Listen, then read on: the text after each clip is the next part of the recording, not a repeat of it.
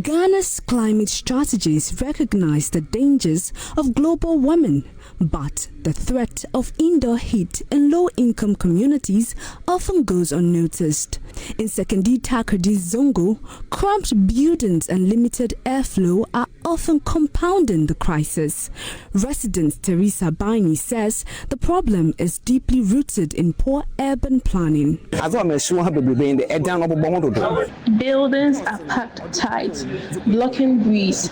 Wood fires for cooking make the heat worse.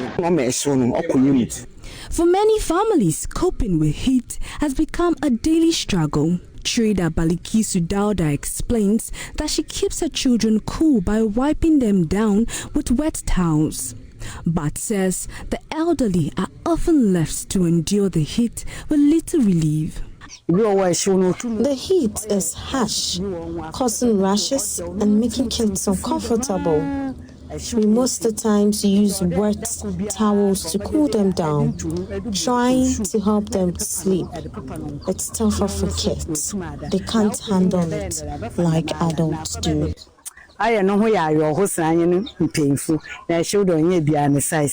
Another resident, Idris Mohammed, says the heat drives them outdoors at night.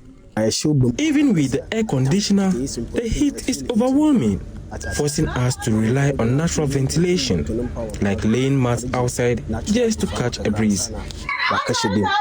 The Sekondi Metropolitan Assembly says it's aware of the growing concern. The Metropolitan Development Planning Officer and Climate Change Focal Point, Abu Mohammed, says the Assembly is taking steps to reduce the impact of extreme heat, especially in communities like European Town, where many women cook using traditional cooking methods. Particularly in the Zongos, you realize that the buildings are mostly joined together.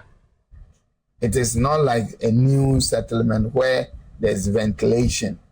So technically it will generate heat, and people, but because they have lived with it, they are not realizing. So we need to have education and educate them to understand that there's a change, and that change is the reason why there's so much heat. A recent study by Ebenezer Mankwa of the University of Ghana paints a worrying picture. It shows that extreme indoor temperatures in Sekondi-Takoradi Zongo communities are worsening residents' health. Many rely on electric fan and open windows to stay cool, but frequent power outages and high electricity cost makes these options unreliable. Amankwa recommends stronger climate-responsive housing policies that focus on ventilation, thermal comfort, and affordable cooling for low-income urban dwellers.